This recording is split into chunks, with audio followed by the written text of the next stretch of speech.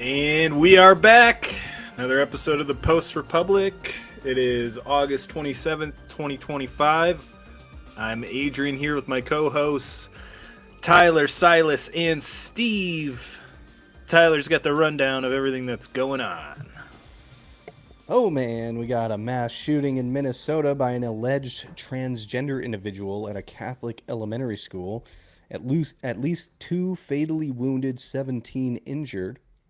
Tra- uh, Taylor Swift and Travis Kelce are officially engaged. Young girl arrested in UK for brandishing a knife and hatchet to fend off foreigners trying to sexually assault her and her sister. Reform UK MP Rupert Lowe has released a shocking report exposing child sexual exploitation in 85 British regions. Cracker Barrel sparks huge bipartisan backlash due to their recent rebrand. We have Raja Jackson, son of Rampage Jackson, almost kills a professional wrestler at an event. Lil Nas X is back. He was found wandering the streets of LA in a drug induced mania. He is now being charged with multiple felonies. Trump signs an executive order outlawing burning the American flag. Trump says he wants to let in 600,000 Chinese students. And Kilmar Abrego Garcia has been brought back to the United States and is already in the process of being deported to Uganda. And then we also have Federal Reserve Governor fired by the Trump administration citing mortgage fraud. So it's been a wild week. How are you guys doing? Oh, I'm doing good. You know, all things considered, the state of the world just chugs along. But I was just getting caught up. I'd been at work all day, and I saw that mass shooting. I don't know if you guys have any other information. It's a trans identified person, right? It Yep. seemed like that. I saw the video of the guy, the alleged shooter, and he was what maniacally walking around and like going through his arsenal and like his kit, basically, his tactical kit he was going to use, just like all kinds of absolutely insane. It was almost like watching the Joker, like Heath Ledger hmm preparing to play the Joker or something. But I'm not sure if the guy actually was a they them transgender. I think we're still waiting for that information. But There's I'll check. there is evidence of a court um, document that is their name change from Robert, I believe, to Robin. Mm. So pretty sure they transitioned 2020, I believe. And I saw some information that their mother had worked at that school in 2021. So there's a Mm. connection there. Mm. Yeah, you know it's interesting. I saw on the timeline that there was an account Patriot Takes, but it's clearly a left wing account because they were showing all of the things they wrote on the gun that were pro Trump, but they didn't fill in any of the other details, which is interesting. Because then there's just a bunch of people like, "Oh, you're just lying," because people were like, "Oh, they are trans." They said Mm-hmm. kill Donald Trump. Just goes to show you the alternate reality that people get stuck in. Like, "Oh, that's just fake news." He Mm-hmm. he wasn't trans, or she wasn't, or whatever they are wasn't trans. I think. Um, Well, the thing that tripped me out about the video going through all the because he like picks up all of his different like magazines and stuff like that, and it says different stuff on it like "Where's your God" or whatever, and one of them was like "Kill Trump now" or whatever. But there was a bunch of different like phrases and sayings and slogans that were kind of like across the political spectrum. And so it was so perfect for everybody on social media, on X or wherever, to just take a little screenshot of where it says 6 million is not enough, and then they use that and then run with that about, oh yeah, he was a right-wing Nazi fascist actually. And it's like, wait, hold on. So the way that everybody's politicizing it is actually kind of disgusting. yeah, you know, I think this person was clearly mentally ill. That goes without saying, but so they're all over the place with their messaging. You know, that could be part of their game to just oh, I'm going to say a bunch of stuff that's pro Trump, but negative, like against Trump. I'm trans, but I'm a Republican. Just like the Butler thing, like Yeah. I'm a big Republican and I want to shoot Trump. He was a Republican, guys, so it was one of your own, and let's never talk about him again. There are some similarities here. Yeah, I don't know. I mean, so there have been several trans mass shooters recently, and it's become, kind of a trend that you can't overlook. And I wonder how much of the hormones and the testosterone. I granted this person was probably on estrogen, but how much that if you're already mentally unstable and you throw hormones into the mix, that needs to be studied. But then again, they haven't studied SSRIs with mass shooters, so I don't think we're going to get that research. Yeah, I was gonna say look into their therapist if they have one. That's always seems to be like some side player in these shooters. Yeah, like what's his name, Jolly and West, who was all over the place in the with Jack Ruby, the MK Ultra guy. Mm, But it's, I mean, these people would be prime targets also for an MK Ultra type of operation if just throwing that out there. We don't know any of the details, but it's all possibilities to consider. It's not just we don't know the details yet, but it's it's kind of disturbing to notice this trend that we're not supposed to talk about. So I don't know if you guys saw it, but earlier today, or yesterday, I was reading an article about a teenager that was coached by ChatGPT while he was in the process of getting ready to ride the sewer slide. Helped him tie the knot on the noose. That could also be a factor. AI has an effect on weak minds, and there was that case with Gemini last year where it told the kid he was worthless, and he was in. It really went all in on it. So I Well, mean, there's a That's a lot of. great Go ahead. Yeah, that's that's a great point to think about how chatbots could be weaponized to create these types of mass shooters or patsies or anything. All you have to do is just hack into this and start subtly grooming this person. And it's great for intelligence or whoever because it's plausible deniability. Like, oh, the AI just went off the rails and told this guy to kill these people. Oh, dang. I think we're uncovering a whole new conspiracy angle here. I love it. But people are very hackable. People are very brainwashable. People are very programmable, surprisingly. It's dangerous. So when you tell them and you affirm their delusions, I mean, they're only going to get rabbit hole down further into their delusions. yeah, and we have to understand AI has access to the MK Ultra information, like whether it just be online or they're backfed with that type of intel and knowledge of how to program a brain of any human, really. And South Park just did an episode of how it always is reaffirming the person's request or idea or whatever it is, and so it's doing pretty much what MK Ultra, meaning the final version of a program that would train our brains a certain way. I think that is part of AI's rollout and intention behind the scenes. And AI is thinking on its own. It's having its own intentions, and honestly, they could scrub it. We would never know. There'd be no way. Mm. Well, I don't know if you guys saw some of the videos that the alleged shooter posted on YouTube. He was posting all kinds of stuff on YouTube, pretty much saying that he wanted to carry out this type of an act. And YouTube, it's like you can't say the T word. Meanwhile, you got T's on there, literally planning a mass murder event. Yeah, and they take down like side videos and stuff after the fact. There's, I guess, one of them reading a dryer manual for like 10 minutes or something weird. So it's like evidence that they were kind of delirious and going down a weird path in general, and they remove it after the fact.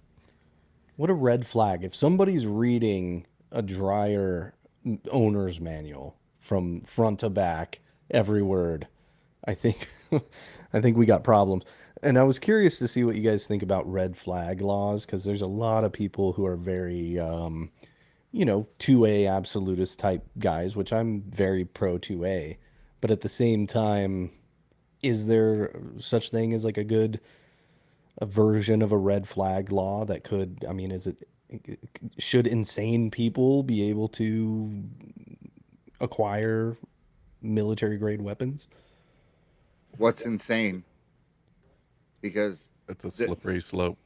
it starts out with, this particular shooter today was not known to law enforcement. But if you go back and you start looking, every single one of them was. Mm. But what kind of, I mean, would you prefer to take away the weapons that they have and not catch the ones that they do?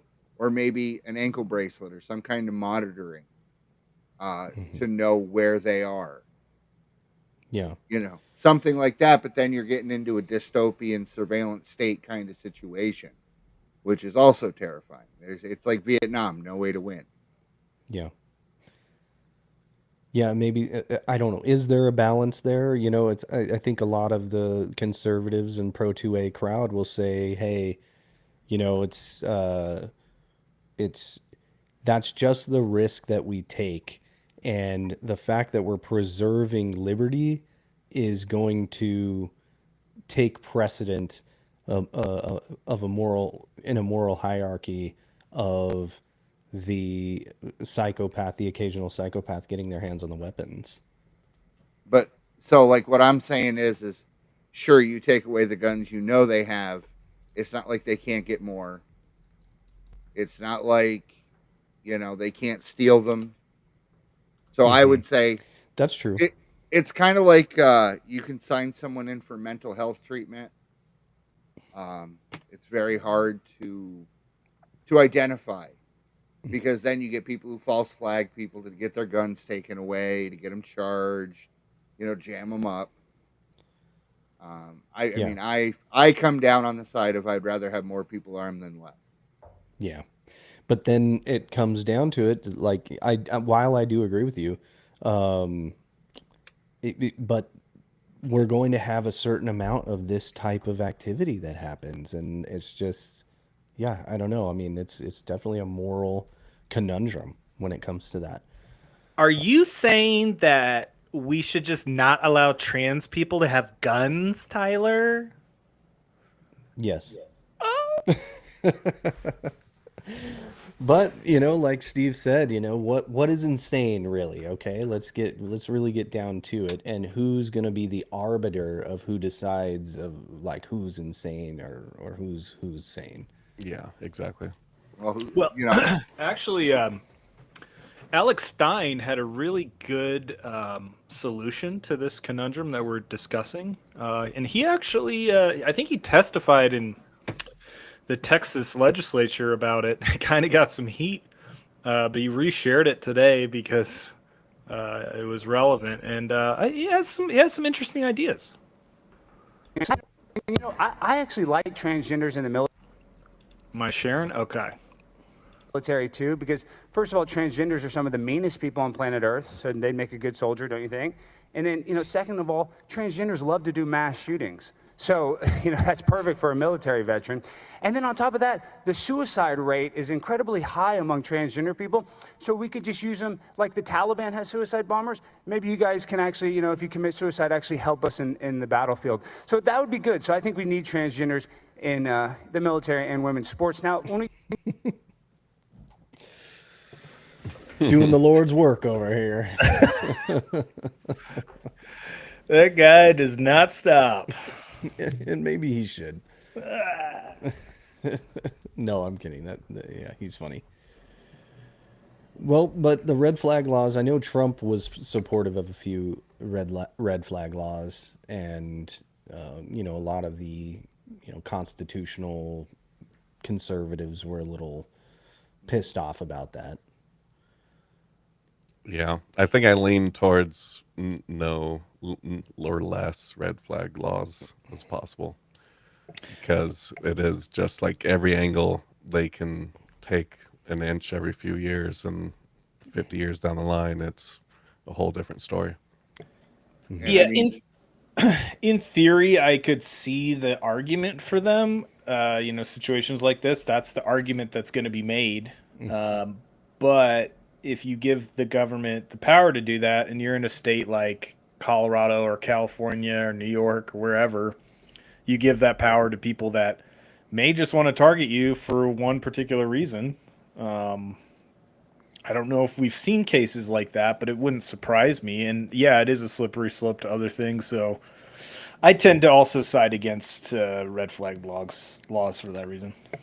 Yeah, and I think the libertarian argument about unintended consequences is a very valid form of argument of saying, hey, look, yeah, you want to pass a law or you want to use the authority to cut down on this specific type of crime, but at the same time, the unintended consequence is going to be, I don't know, a crazy ex-girlfriend is going to make a report, file a totally false report with the police, and then all of a sudden your constitutional right to defend yourself is literally just out the window just because some crazy broad made up some garbage story about you being crazy or something, or threatening her or whatever. Well, I've got an idea. It could be a compromise of sorts. The people that like gun control, and there's people that are very much Second Amendment. How about, since the availability of guns is a huge reason why we have so many gun deaths in this country, I think it would be noble and the right thing to do is we ban all registered Democrats from owning firearms, because in their eyes guns are the problem, and so they can eliminate a good percentage of guns from the marketplace, and that they'll feel good about it. It's not just our thoughts and prayers. We've done the work and we're giving it up. Wouldn't that make sense? Why wouldn't they do that? They would set a great example for the right. That is a good idea, I think, actually. Just troll them on it. Yeah, I think we should advocate for this. But none of them have weapons, though. I mean, I guess there's probably a select few of registered Democrats that do have some rifles for hunting, but it seems to me that almost all the people that are armed, like actually armed and know what they're doing with their guns, are all conservatives. I know there is a minority of leftists out there that are pro gun, but I don't know. It's maybe so that's probably the real reason, is because they're actually outgunned, and so they want to use the federal government to disarm their enemies. I would say I would say the right is just louder about the amount of guns they carry. Mm, A lot of okay. the inner city folks that have the illegal firearms. I don't think too many of them were throwing down their ballot for Donald Trump. I'm here to tell you that there's a lot of illegal firearms, and there's a lot of people who don't talk about the fact they have them. These rich folks. Now, you guys know that like 82% of the wealth in America voted for Harris, Mm, and 18% went to Trump, because they love to say, "Oh, he had all these billionaires." He had like 3 billionaires, yeah. and it was all blue collar people. All of those people have guns. Don't kid yourself. They Mm. either have guns they can fire, or they pay people to have guns in their stead. They just want to take them away from the poor. Yeah, I work in Interesting. very wealthy neighborhoods, and I can confirm that most of those people are Democrat. Meanwhile, the guys that work on their houses, building it and maintaining it, are not, and that doesn't make sense according to the narrative, does it? But Well, that's typically how it goes. Do you guys remember during the George Florida riots? There was the two people. I want to say it was in Missouri, the man and the woman. They were registered Democrats. If you're Mm. not aware, I was they were not aware of that. They were holding assault rifles Yeah. as the protests went by. They were all for it. Just don't come to my house. Was it like the Yeah. Klopfers or Knopfler? I cannot remember their name. Kamala Harris admitted to having a Glock. Oh yeah. Totally true, by the way. Gotta be true. Montel Jordan dropped it in her car. I have an AR Glock. I can't Yeah. do Kamala. Well, I don't think anyone can. Gross. I think, ooh, not even her husband. All right. Her voice would make a train take a dirt road. I can't stand her. Mark and Patricia McCloskey. St. Louis, Missouri. They gained national attention after videos and photos showed them pointing firearms, a semi-automatic rifle, and handgun at Black Lives Matter protesters marching past their home on a private street. Portland Place is the street name. Yeah, I'm guessing they're not Democrats anymore. Yeah. If I had to. They were charged with unlawful use of a weapon, a felony, but later pleaded guilty to misdemeanor charges in 2021. Mark for fourth-degree assault and Patricia for harassment. There's these plea deals coming in again. Fourth degree assault. Fourth-degree assault. Made me guys. feel uncomfortable when I was trying to rob him. They paid fines of $750 and $2,000 respectively, and surrendered their weapons. Missouri Governor Mike Parsons pardoned them in August 2021, so that's good. And their criminal records were expunged in 2024. The incident sparked debate over gun rights, property defense, and protest rights, with figures like Donald Trump defending the couple. You know, that brings it kind of connects to another story on the list, which is that girl in Scotland who brandished a knife and an axe, was it? I'd say hatchet. Hatchet, okay. And I think there was a guy, like a migrant, who was being like stalking her and sexually, being inappropriate, and so she felt threatened. Just showed what she had, and now she's being charged because that makes sense. And do we know what she's being charged for or with? That's a good question. Brandishing. I think it's illegal to brandish a knife in the UK. I don't think you're allowed to even have a shiv or like a pen or anything like that. But I guess if it's maybe it's because it's illegal, but I don't think that's the case. So let's look it up here. All right, Scottish.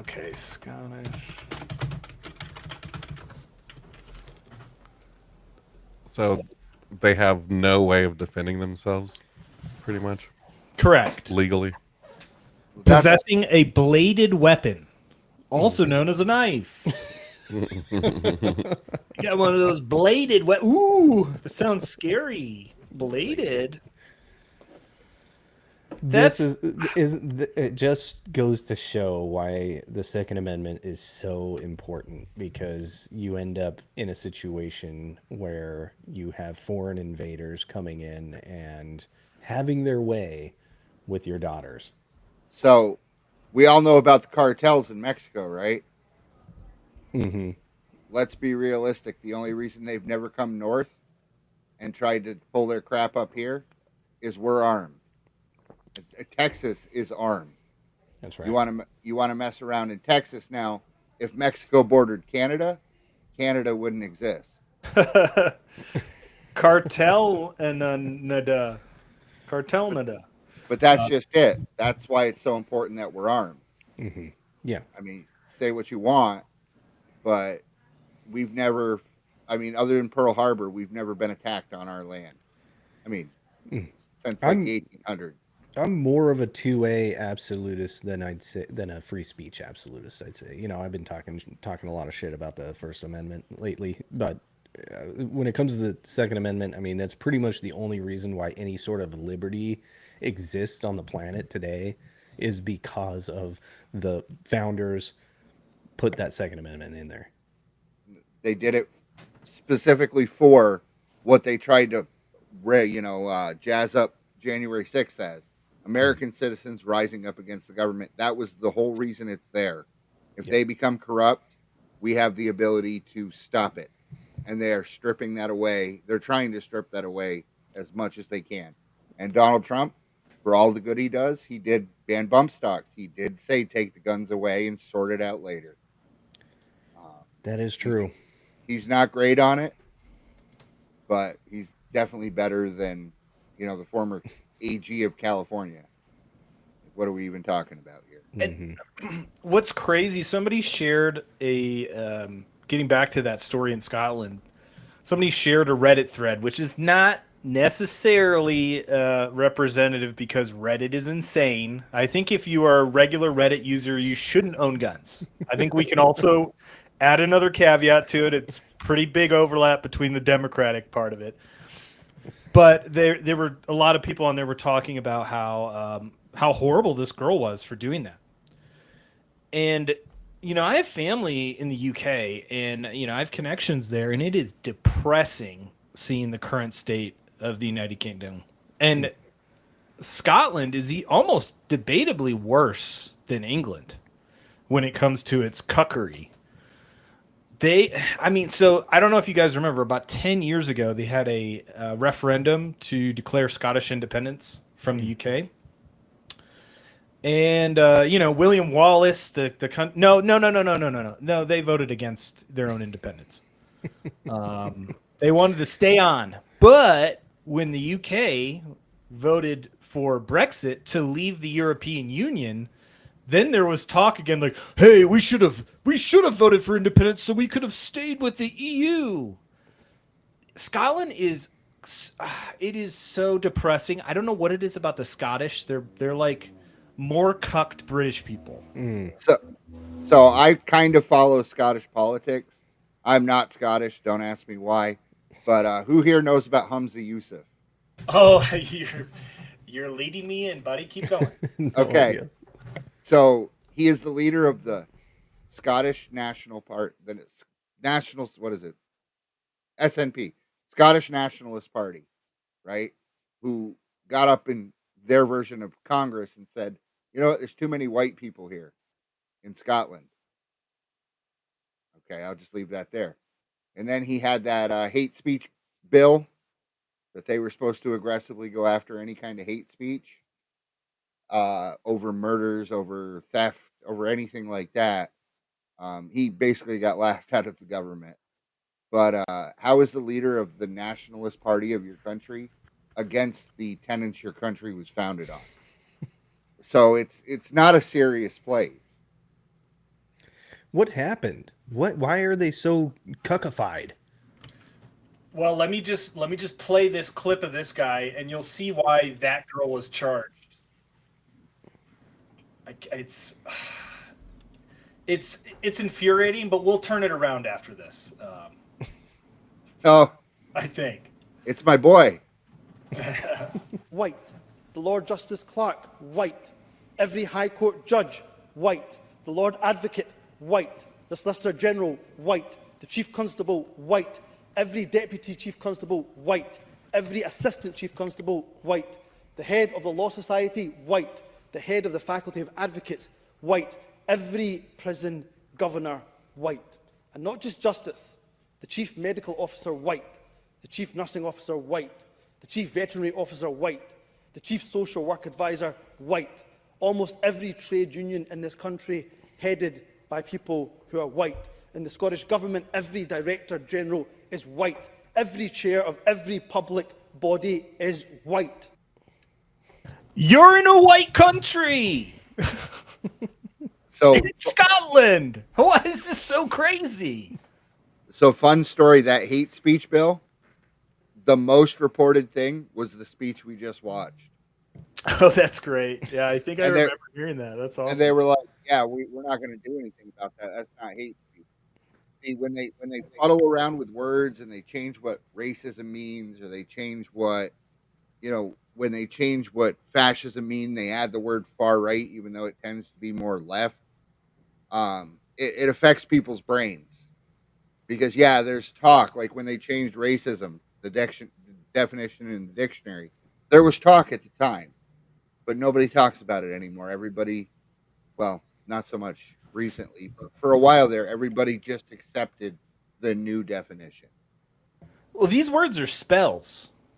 These like racist, xenophobic, homophobic, white supremacy. They're spells, and it literally it's called also a thought terminating cliche that just gets stuck in somebody's head. And if you're associated with a conspiracy theorist, far right, racist, whatever, people's brains just shut off. It's like this way, and that's how the spell works.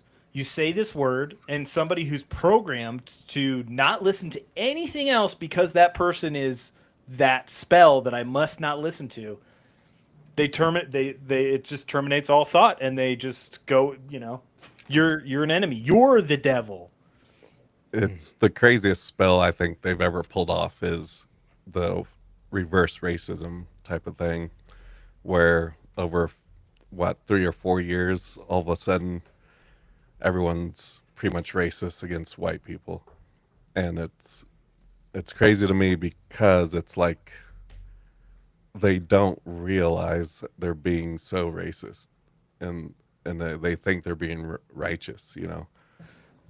It's just unbelievable. Well, it's not racism. That's not a thing. Reverse racism is fake. Well, they changed the definition of racism, so technically, according to the dictionary, you cannot be racist against white people. If you look that up, they made it so that the wording is the people in power, and because we are technically a majority, you can't be racist against them. Right. But it just blows my mind that many people aren't using logic to realize that they're being racist, regardless of what they write as definitions. Yeah, but that's what I'm saying. So, well, Steve, then is the targeting of white South Africans? That's racism, then, right? Because they're in the minority. I would agree that it would be racism either way. I was against apartheid when I was a kid, which was the opposite, if you don't remember, and I'm against it now. I don't care what your skin color is. If someone's discriminating against you because of it, you are a victim of racism. That's just all there is to it. Well, But my point was, even though white people are in the minority in that country, it's not like you're not seeing the anti-racist advocates being like, oh, well, yeah, we gotta. That's good that Trump is doing that because they are being targeted because they're a minority. No, it doesn't matter. It's all. No, I know. Yeah. Do you remember their response? That's not happening. Was their response? That's but just here's not why true. it's a good thing. What was it? Is it Zimbabwe, the country that Rhodesia? Yeah, before that. Yeah, Rhodesia. They did the exact same thing, and now the people of Rhodesia are starving and fleeing to South Africa. Yep. I don't think it's good on either side, but people have been conditioned. There's been black entertainment television since the 90s, black-only fraternities and colleges. That's fine if they want to segregate, but I don't think it's good for society. Well, and that's the Civil Rights Act. There's actually good arguments for why the Civil Rights Act should have never been passed in the first place as well, because it goes against your freedom of assembly. Yeah, thank you. And also affirmative action is super racist as well. So we have this kind of infiltration of, like, what did you call it, Silas? It's like reverse racism. And it goes back to the 60s. Another aspect of it is treating any race like they treat blacks as special, and they try to help them more. And even though they think that's positive, they are being racist. Oh my God. Okay. Sorry, I didn't mean to interrupt you. I just I'm reacting to my own clip that I had pulled up. Don't you dare interrupt a black man when he's speaking. Okay. I'm so sorry. Not on my stream. I will kiss you. It's the old Tom Shoes example. Do you guys remember Tom Shoes? No. Every pair of Tom shoes you bought, they would send a pair of shoes to Africa. Oh, right. Yeah. So here's the problem: nobody in Africa figured out how to make shoes, and then liberals stopped buying Tom's shoes, and now ain't nobody got shoes. So you're not actually helping. Oh Exactly. yeah, just like the Mr. Beast stuff. It's like, you know, Charity, you have good intentions, but charity marketing. I mean, it's such a fucking oh, scam. I mean, it's it's gross. just as Actually, bad, if not worse, than the prosperity gospel. that's such a good point. Well, you had Silas, you had said something about, you know, basically in a roundabout way, you treat certain minorities as less than, so you give them like special treatment, which is not helping them in the long term because, you know, you're not actually giving them adversity to overcome, to improve their skills, and all of that. And I saw this story. I could not. I mean, this just summarizes that to a T. Think you'd be going to college here? No, never. Never in a million years. In some ways, Alicia Ortiz is living an American dream. The 19-year-old began her freshman year at the University of Connecticut in Hartford this fall. She's excited to study public policy, the culmination of hard work after moving north from Puerto Rico as a child. Do you remember when you first came to Connecticut? Yes, I remember I was very nervous, but I know it was gonna be better opportunities for me to learn. But Alicia says those opportunities never came to fruition. Even today, could you read this, or would it take you a long time? It's impossible. I just see his words everywhere. Alicia graduated from the Hartford public school system last year, but she says today she is illiterate. She still doesn't know how to read or write. When she was in early education, They would just either tell me to stay in a corner and sleep, or just my draw God. pictures, flowers for them. But she made it into University of Connecticut, which Yeah. I think is a pretty good school. Mm-hmm. How is What that is it? possible? They call it, I believe, the bigotry of low expectations. You're actually being more racist that way than giving them the help tools to succeed. You're just pushing them through. You see it. Who's familiar with Tiffany Henyard? No, I'm not. Oh my God. So she was the mayor of a town in Illinois, right outside Chicago. Oh, I think I know what you're talking about. The super mayor. She was like super corrupt. Just Yeah, oh yeah, and she was doing all kinds of stuff. And anytime anyone came to her, it was, "You're being racist. You're being racist." Except for now, she's under federal indictment. They brought Lori Lightfoot back to do an audit on the finances and what the amount of what's the word of malfeasance that was going on is. She took it from like a $6 million surplus to a deficit of $3-4 million in 2 years. It's just insanity. They were ready to repossess police vehicles oh if my they god. weren't paying the notes. Crazy. Yeah, But it says controversies. Henyard faced accusations of misusing taxpayer funds, including lavish spending on personal expenses like hair and makeup, a Las Vegas trip, and an ice rink costing $48,000, as revealed by an investigation led by former Chicago Mayor Lori Lightfoot. The village's finances reportedly went from a 5.6 million surplus to a 3.6 million deficit under her leadership. not bad for right off the top of my head memory, huh? There was one cop that worked her personal security that got 130 hours.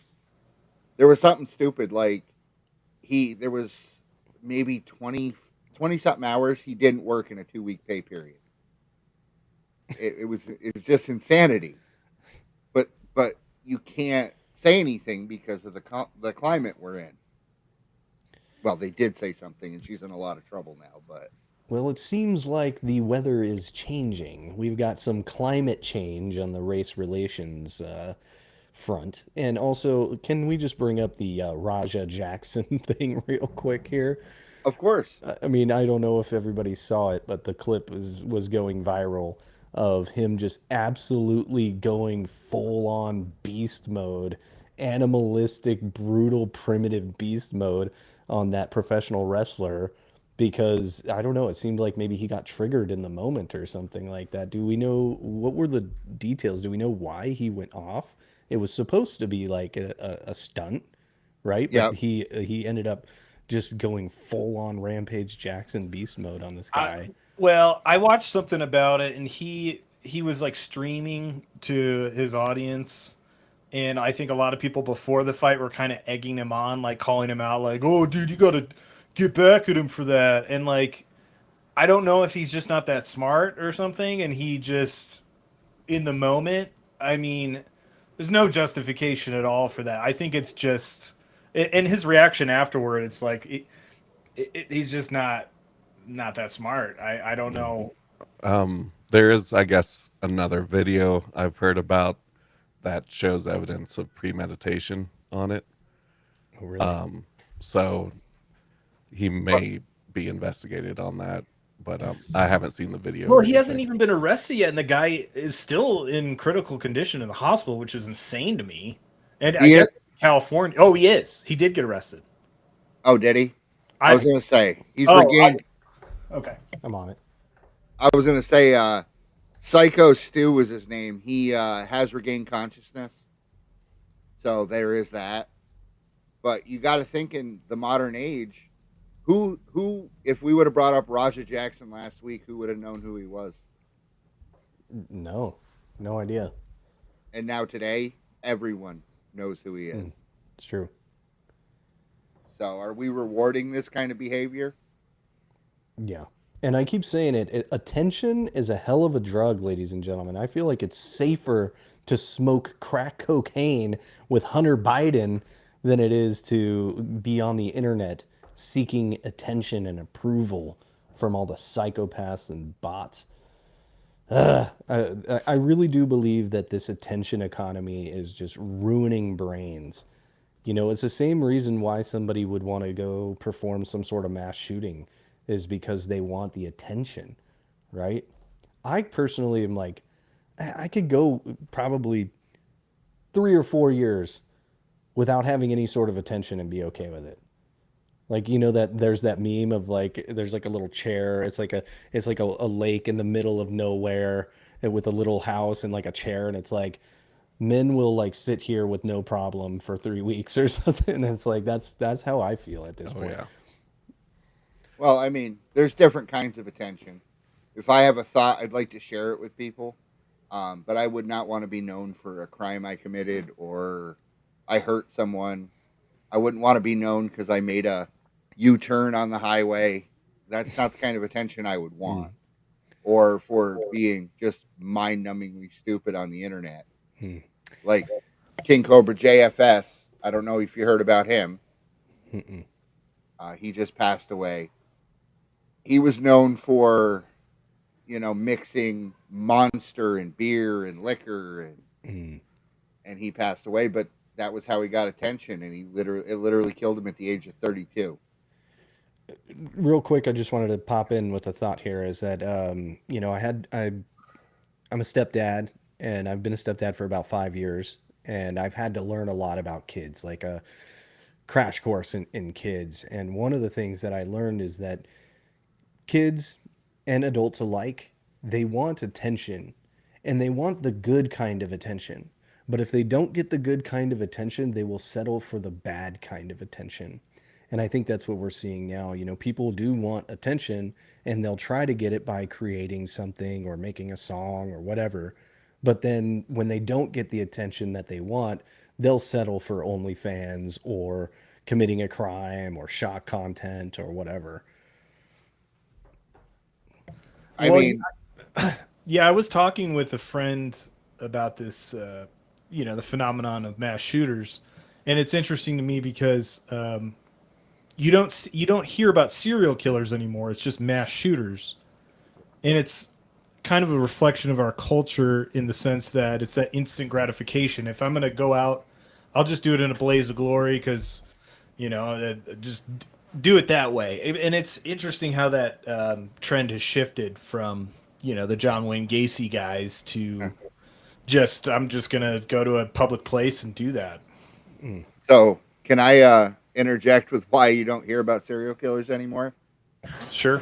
They were prevalent in the 70s and the 80s, when there was lead in the gas, and lead contributes to violent, unhinged behavior, and that was in the atmosphere. So when they took the lead out of the gas, it kind of backed off. But now, ever since Columbine, there's been that thing where if you do a shooting, you get the attention. Remember the guy who shot up the Dark Knight?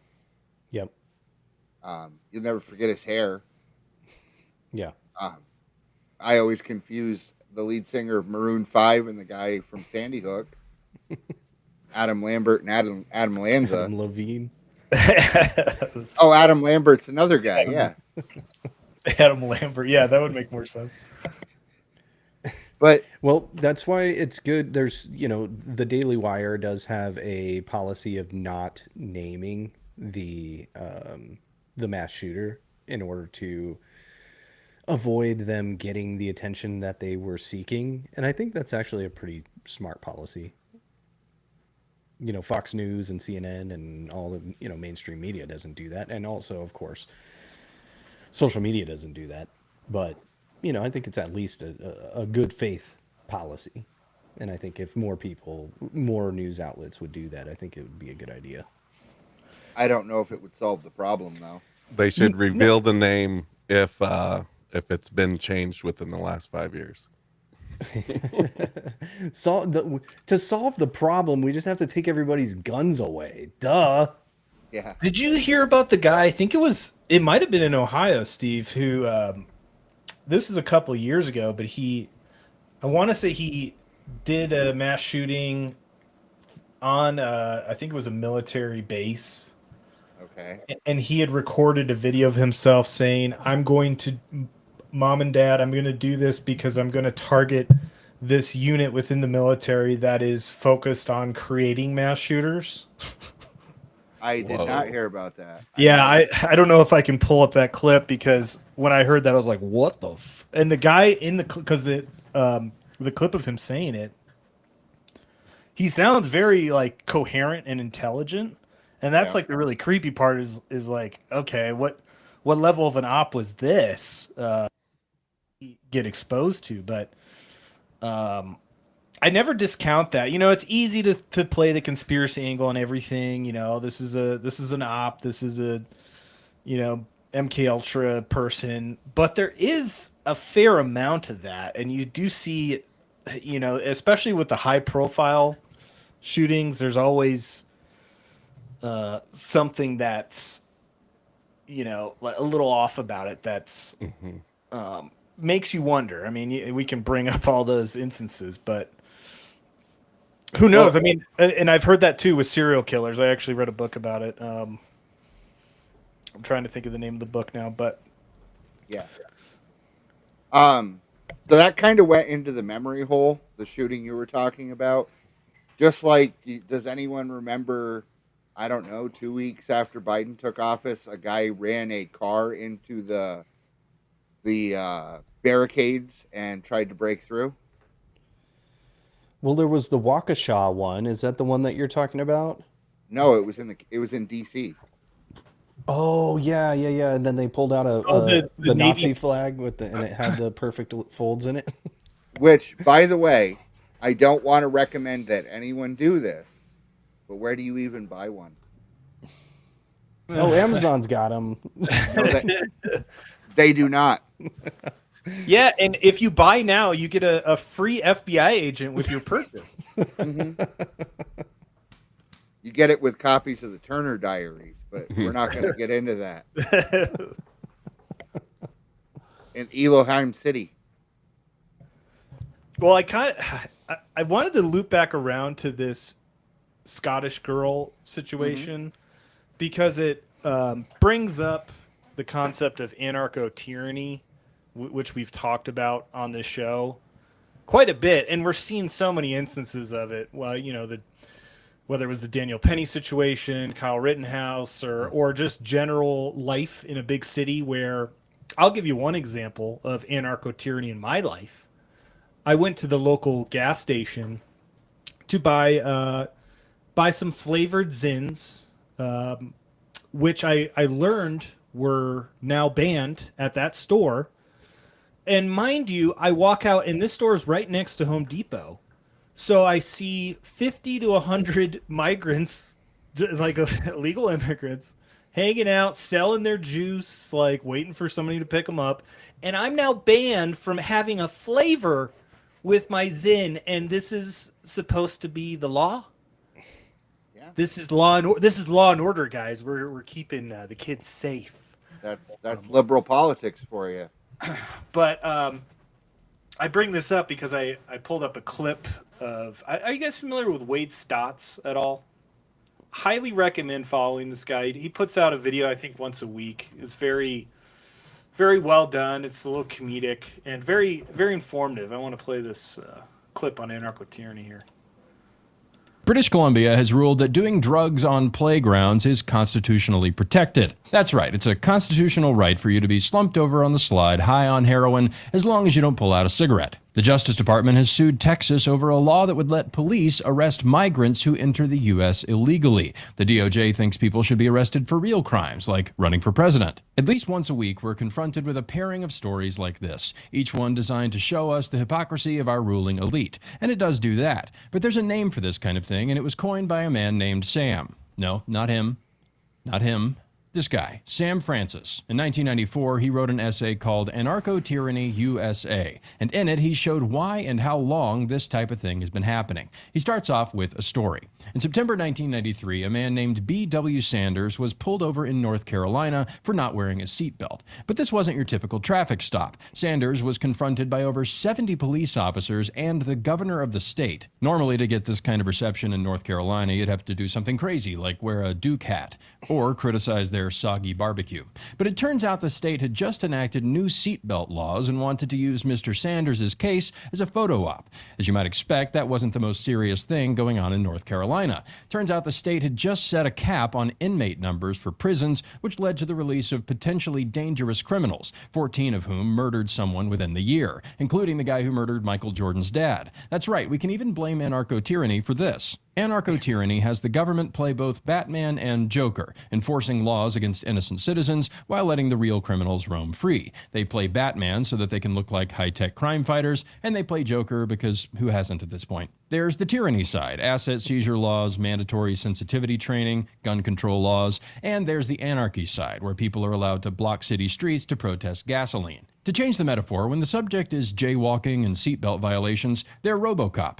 But when it comes to murder and looting, they're Chief Wiggum. So why do they do this? Francis argues that the government is more interested in creating make-believe functions, raking in some revenue and flexing its muscles than actually dealing with real crime. There's a certain kind of chaos that's useful to them. But it's also because they believe in the cause. Many of the people involved think they're making up for years of oppression by punishing certain people and letting others off the hook. That's why San Francisco won't let Twitter employees nap in their offices, but they're fine with mass homeless encampments. This is why they raid family farms and hide the Epstein tapes. Fireworks are outlawed in France because certain immigrants were using them as weapons. The immigrants still use them, but no one else does. That's anarcho-tyranny. The state declares emergencies, swoops in like Superman, and uses the chaos to beef up its power. Here's a quote. Under anarcho-tyranny, the state creates a problem, which sometimes actually has some connection to reality, declares an emergency or crisis, and then exploits that problem as an instrument by which it continues to enhance its power. Though neither the fake problem it exploits nor the real problem that exists is affected, the anarchy that anarcho-tyranny breeds thus serves as the rationale for the tyranny it builds. Sound familiar? Americans, in Francis's view, are becoming passive players in the game of life, dependent on mass corporations and institutions, no longer willing to protect what's theirs. In the realm of anarcho-tyranny, this passivity isn't just a side effect, it's a crucial player. Citizens are convinced they can't fend for themselves, so they turn to law enforcement and bureaucrats for protection. So why is it useful to know what anarcho-tyranny is? We have to know what they're doing to us if we want to fight back. We have to be able to recognize the pattern and name it. That's what Sam Francis did in this essay. Anarcho-tyranny is not just hypocrisy or incompetence. It's a strategy. I learned this concept a couple years ago from R.N. McIntyre, but this has been going on for a long time, and Sam Francis was talking about it in the early 90s. And now that we have a term, we can make sure this doesn't happen to us. Some progressives justify their agenda with Bible verses. Learn to do good, seek justice, rebuke the oppressor, defend the fatherless, plead for the widow. But that's exactly what they're not doing. The victims of anarcho-tyranny are the most helpless people. Daniel Penny was protecting innocent people on a train. He got arrested, and his bail was set at $100,000. Jordan Neely was endangering and threatening those same people, and he got put on the cover of magazines. A certain kind of Christian loves to quote Romans 13, but that passage says, "For rulers are not a terror to good works, but to evil." What happens when your rulers are doing the opposite of that? Sometimes you get righteous pushback. Sometimes you get vigilantism. I guess we'll see what we get. But at least we have a term for it. At least we can understand their moves. And it's all thanks to a guy named Sam. Guys, I told you it's not fun.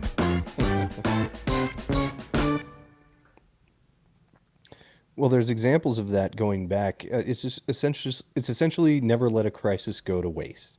And you can even go back to ancient Rome and other empires who would do the same thing, essentially manufacture a crisis and then use that as justification for some sort of power grab. But it seems like this is like some sort of perpetual crisis creation and power grabbing. Well, California, for instance, is the prime example of the end result of anarcho-tyranny, and really any blue state, if we're being honest, where average citizens are taxed more, they're forced to abide by more regulations, but meanwhile you have rampant crime, homelessness, drug use, breakdown in civil society, and that just allows the local government to then feed more money to the homeless and then take more of your money because, oh, we created a problem. We got to continue this cycle where we create more programs off problems. Whereas if you just go in and Bukele that shit, all of that stuff goes away and you force people to abide by the rules, and you can still do it humanely, but you dry up that scam and NGO nonprofit well, which is going on big time in Colorado too, in Denver especially. And it's the city is now reducing trash services because we got too far in the hole and just all this crazy bullshit.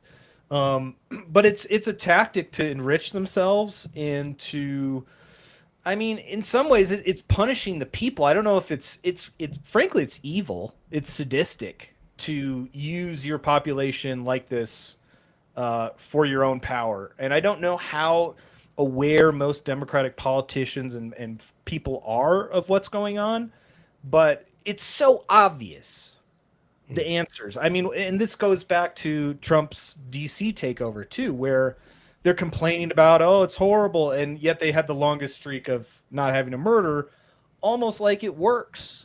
But that's what they're scared of. That's why they don't want them to go to Chicago. And granted, you can debate whether that's whatever, if it's constitutional or legal. But the point is they're afraid of it because that shows that there is an answer. If you show force, and you don't even have to pull the trigger. You can just be there and say, we will. And lo and behold, it works. Yeah. And But so then they're you also have controlled opposition and cynical politicians on the opposite side that love crime and they love abortion because that's what they're able to run on.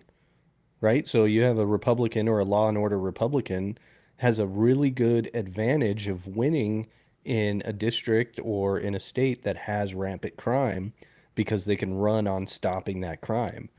You know, and then once the crime is gone, then the Democrats are going to come in or whatever opposition, liberals or workers' party or whatever is going to come in and be like, "Oh, well, there's injustices here and here and here." And then the cycle continues essentially. Yeah, and maybe it has to get this bad for people to embrace that level of what the answer is. Yeah. I mean, look at where El Salvador had to get to, the most violent or one of the most violent countries in the Western Hemisphere, and they are now the safest. Now you can qualm with maybe there was some abuses, but it worked. The end goal worked, and El Salvador is on its way to potentially becoming a Singapore of Central America. They invested heavily in Bitcoin. They're very much free markets. But they're not. They're it works. It's a smaller country. It's homogenous. That always helps. But Bukele got like 80% of the vote the last election. Yeah. So Well, democracy. so did Saddam. Ooh. Yeah, there's going to be a huge contrast if Trump does this in all the major cities because they've gotten to that point where it's unsafe to, go to dinner, even go to the gas station. You just never know what's going to happen. So if he does that everywhere, it's going to be a big message, basically, like Adrian was saying, that what they were doing was just playing around and not addressing any issues, really. So, one thing that stands out to me, and I don't know if you guys have noticed this, but in the 70s in New York City, they had the Guardian Angels. You guys know about that? Right on the subways to The kind of. subway vigilantes, people who took things into their own hands. That doesn't happen. And I'm sitting here listening and thinking about that. It's odd to me. Not that I'm advocating for it, you understand, because it's not right. But why doesn't that happen? What is the disconnect that'll allow someone to commit a crime but not someone else to stop it? The Why D. I'll tell you, it's the DAs. you think They figured out that's why the Soros DAs is so critical to this whole operation because they can choose who they prosecute and who they let go. so? And You're yeah, talking the guy who set the woman on fire in the subway in December was everybody just filmed it with their phones. Nobody even tried to help the woman. Never mind getting the guy. Nobody bothered to help that woman that was on fire. yeah. Well, I Everybody mean, forgot about that. to be fair, there was that study, and I want to say it was in the 70s of where I think it was like 20 people in an apartment complex witnessed a woman getting murdered, and nobody called the police or tried to stop it. And they were trying to study like when you're in a group, sometimes the responsibility to react is also diluted so that people aren't they don't There's feel like they're responsible. But it's crazy. I mean, if you see that happening, why don't you stop it? Obviously, but So that I to there's would. me, a word for that, right? Like the Good Samaritan paradox, or like something like that, yeah, where it's like I think that's what. bystanders. Yeah, something like that. Adrian, have you watched the Boondock Saints lately? It's been a while. Okay, because that's the opening of the movie. Kitty Genovese, you know, all that evil needs to flourish is the inactivity of good men. But Yeah. I was gonna say, is it because it was the same New York City system that Daniel Penny got arrested on? Was that why nobody was willing to No, help? that's a part of it, and you're seeing this more and more where the Good Samaritan is the one who's punished. There were other instances of that. There was a guy on the New York subway uh, who used a skateboard recently to defend off against a guy who brandished a knife and was being aggressive with him, and he hit the guy, and then he got arrested. So I Yeah. think that's anarcho tyranny is. I swear it is the modus operandi of the Democratic Party Yeah. in pretty much when you're trying to logically understand like why would they do this? This is not working. This is terrible. But that's in every situation. Illegal immigration, huge example of that. I have to pay big fees to register my vehicles, insure them. But Yeah. somebody can come in, not have insurance, not register their vehicle. They won't get pulled over because there's no accountability. They're not going to get prosecuted because then they might get deported, and we're a sanctuary. So everyone, our sanctuary city for everyone else is just an anarcho tyranny zone. If you're a law abiding citizen, and that So causes so much. I think it's also just 1 second. yeah, go ahead. It's a destabilization campaign. That's also a huge part of it, and that leads to so many other breakdowns that they can exploit and whatever their goal is. But yeah, that's what Soros' mo is really. That's actually something he wrote that in chaos, historic moments happen. And I believe, no, I could be wrong on this because I'm not a fan of him, but I believe he wrote that about the George Floyd thing. That in during chaos, a great thing happened, and that none of that was great. But and chaos favors authoritarianism, because if it gets too bad, you'll beg for them to come in and cure the problem that they allowed to happen.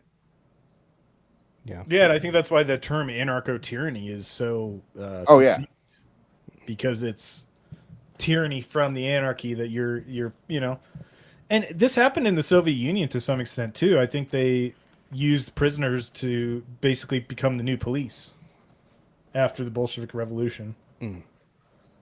So you let the people who are the criminals run your society. That's kind of what's happening in a different way in the United States and in the West, as we're seeing in Scotland, in all of Europe. If you try to defend yourself, or if you just hang the English flag, it's seen as, I don't know if you guys are aware of what that movement that's been going on in the UK and in England. Yep. People hanging the English flag around.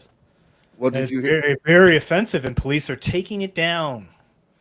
Some guy didn't get let into a pub, and I had this video, but it's a longer video. It's probably not really worth playing. But the gist of it is, he has the English flag, and they won't let him into the pub in England. Granted, it's in Birmingham, which is majority Muslim at this point, which is crazy. I think it's 50 or 60% Muslim. Many such cases, which is a shame. It's becoming more common.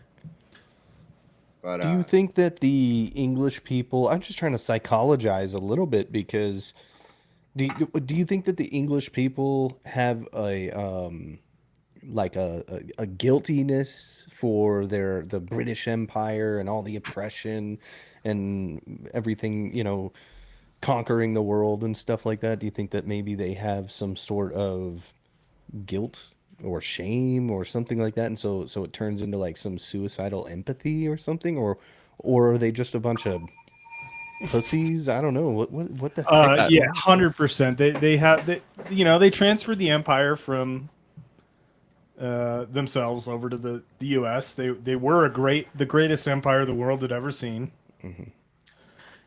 And then, it's that oikophobia stuff where when you're a country on the rise, you don't have that. But when you're a country that's in decline, and you've also had time you have decadence and you have the excesses of your empire, then you start to look inward. And it happened in Greece, it happened in Rome, it's happened in the U.S. now, where you look inward because you have the luxury of doing that. Yeah.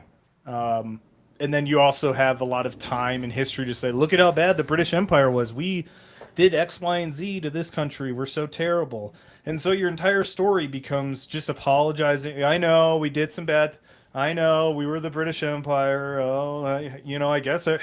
Who are we to say, you know what? We came to your country. Come on in. Just come on in, guys.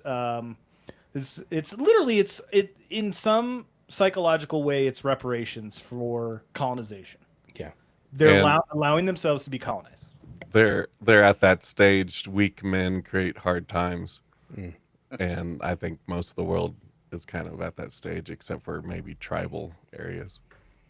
so you guys know that cops they don't carry guns over there, right? But Some of them do, I think. Not But- many. They have like SWAT units that do, but your regular patrol units don't. And they're arresting people for saying things like "I like bacon." Yeah, oh God, I saw that. So maybe there's more. What's the word I'm looking for? Maybe there's more rebellion than we think. We're just not seeing it. I will say that the English people during COVID were some of the strongest resistance in the Western world. They had some of the biggest protests. NHS workers refused the shot. They were very in opposition to Canada even too. I mean, because you look at Canada and we can all see the similarities there, where they're allowing themselves to be invaded, and they also very cucked. But there is a strong, vocal. I think they're a minority of people who are pushing back. But this is the thing again. This is why you bring in people from another country, is you split the population. You have the British native population, but maybe half of them are liberal. And so then that other half that's conservative, if you bring in another 15-20% who are maybe don't have allegiance to either side, then you can dilute it and control it. So it's a very obvious tactic to prevent an actual uprising, because they're in the minority, even though the spirit of Britain is in those people. You know, the spirit of Canada, who aren't just demoralized and apologizing for their existence and everything, is in those people because they're willing to fly the flag. They're willing to stand up for what their nation is.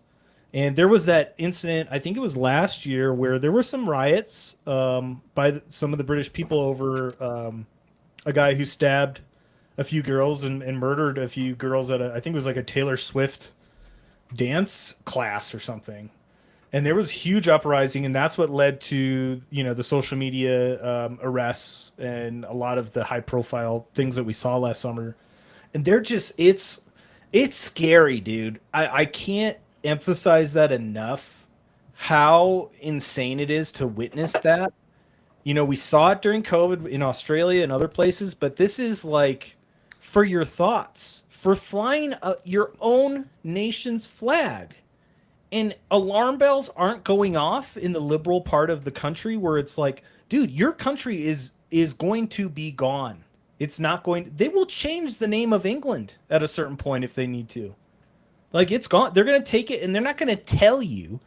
And the white liberals of that country are going to be like, what? I thought we were still going to have those rights. I thought we were all one, you know, one entity. I stood for you guys for X, Y, and Z. No, you didn't realize what your country was, and you didn't fucking care to defend it. So it's gone.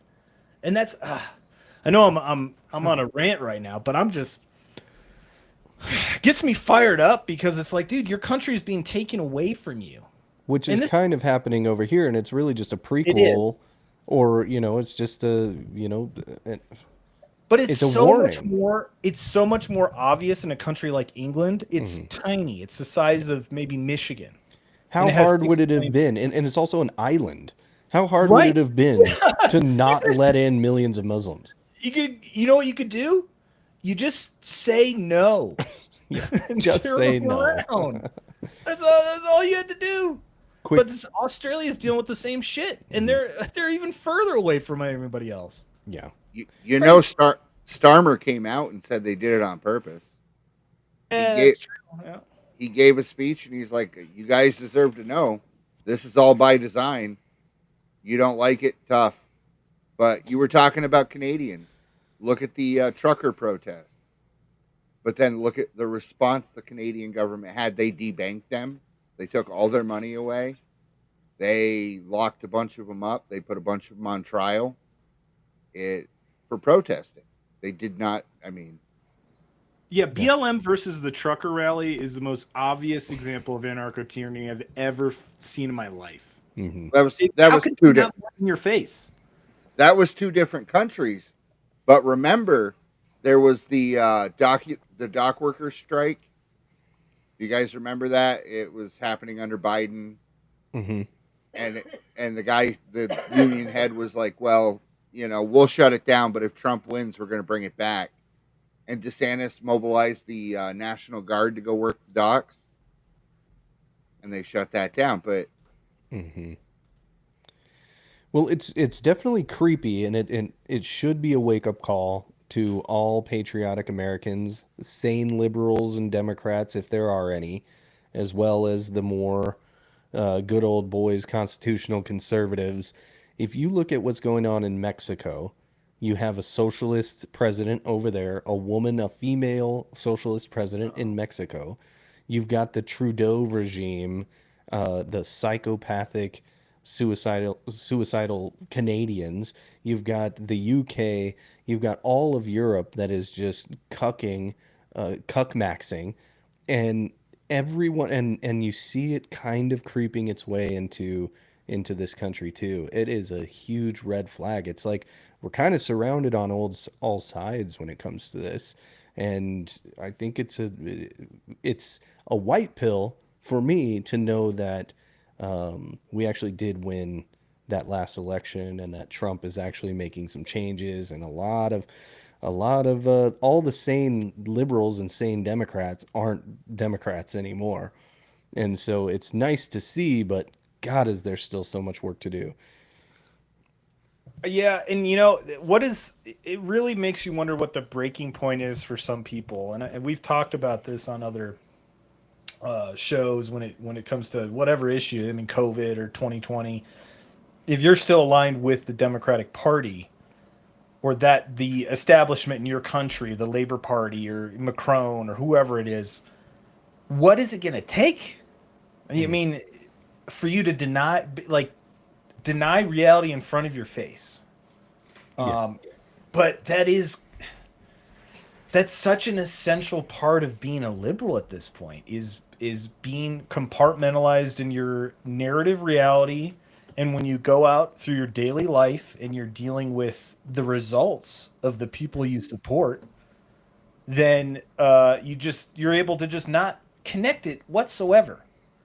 And it's for the sane people out there, and we happen to be four of them. It's infuriating to be in these circumstances. Sometimes you just want to shake some people and put on the fucking glasses, dude. Look, Yeah. the vaccine is bad. Yeah. I was going to say you just want to shake them, like, dude.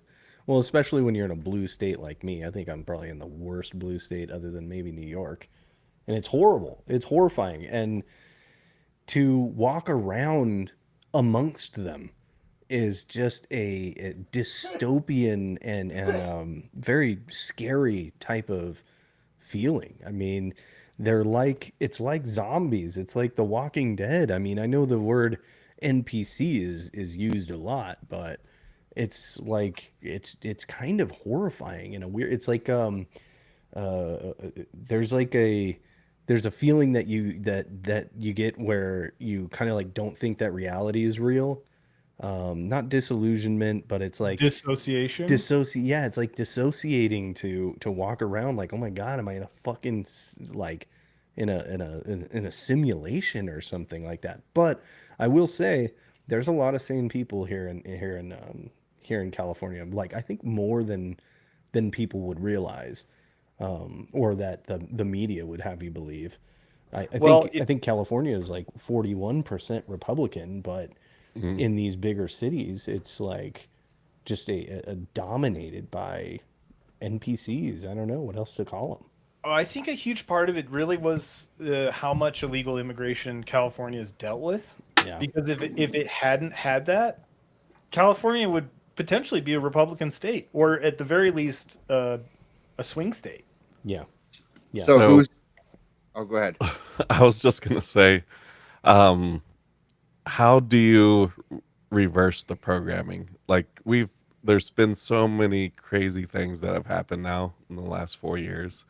Is there like a certain example that we can tell them that would help like their mind start to click the other way? Do the same thing they did right back to them. Yeah. Change the word undocumented, whatever the hell they want to call it, back to illegal alien. Because calling them undocumented sounds like a paperwork error. Calling them an illegal immigrant makes them a criminal. Yeah, and that's the fact of the matter. Well, but you got to think though that just triggers the spells, the xenophobia, and the thought terminating cliches. So, really, the question to answer is how do you stop the thought terminating cliche? And I honestly think you probably need electroshock therapy at this point. Yeah. I Or mean, I divine really intervention. don't know. Shaking really them don't to the know. core. I mean, I think Exorcism. we should remake potentially. Hear me out. Clockwork Orange, but red pilling. Maybe we could get Re-education AI to do camps. that. Yeah. Well, Red pill camps. I'll give you guys an example. Who's familiar with Anna Kasparian Oh yeah. and her big freak out after the guy on the train and all the different stuff that's happened. And she says, wait a minute, they have to experience it themselves. Remember that guy last year that got stabbed in New York City in front of his girlfriend? And the girlfriend was going to the prison trying to help the guy who stabbed her boyfriend out. Do you guys remember that? Hmm. Oh, that was wild. It was just some crazy homeless Wow. guy at like 3 a.m. And dude wearing a suit, like a hipster suit, walks up on him and he stabs him. He killed him. Wow. And the girlfriend's like, don't make this racial. And it's not a matter of race. He killed him. There's not really a discussion to be had here. He took his life. You may not value it, but I imagine he did. Well, I believe she was an activist too, if I remember correctly. They both were. Yeah, But right. but it doesn't that's neither here nor there. That was a life taken in front of you. And if you value life so little that that doesn't affect you, the problem is you. Well, it's kind of a microcosm of that heat map. You guys seen that?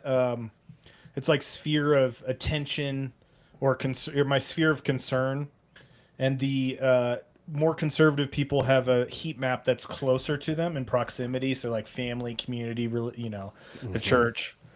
Whereas people on the left tend to have a heat map that's more concerned with people that have less of a connection to them. So like the world, or whether it's, like you could say that with Palestine, or people that are far removed, but that's where all of your attention's going instead of right at home.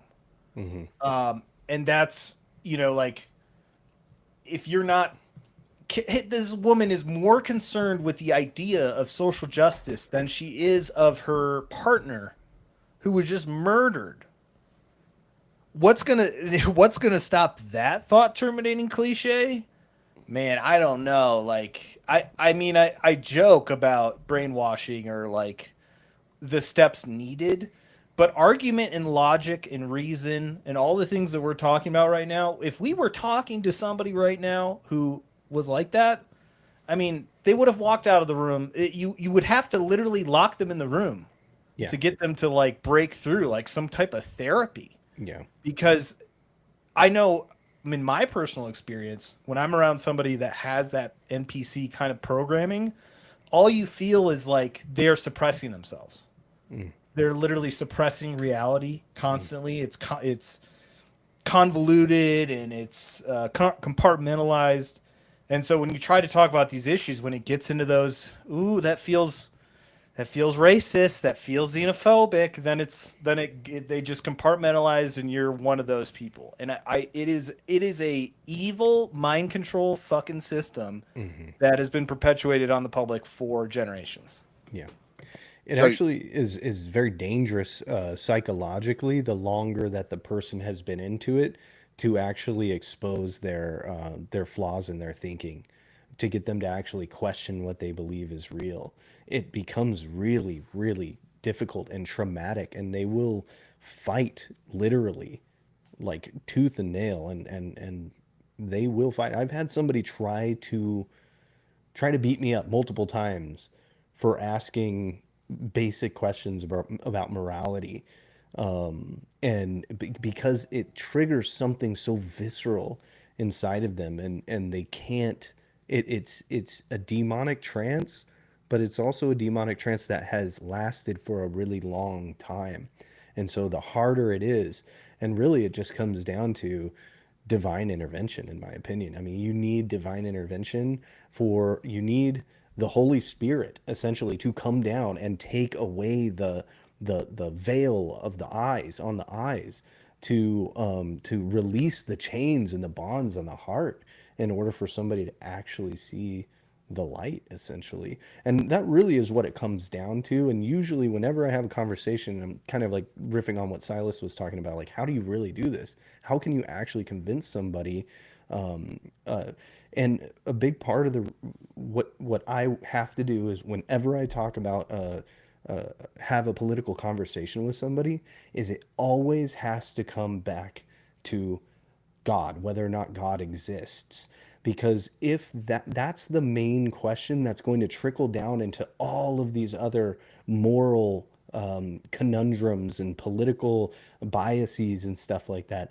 If God exists, then it changes everything. And so if you actually can convince somebody that God exists, then it actually triggers a dominoes effect of all of the other false ideas that they have, because all of their ideas, especially secular liberals, all of their ideas are based off of this evolutionary scientism type worldview, where it doesn't allow metaphysics, it doesn't allow for the prime mover or the creator of the universe. And they are seeing reality, fundamentally they are seeing reality improperly.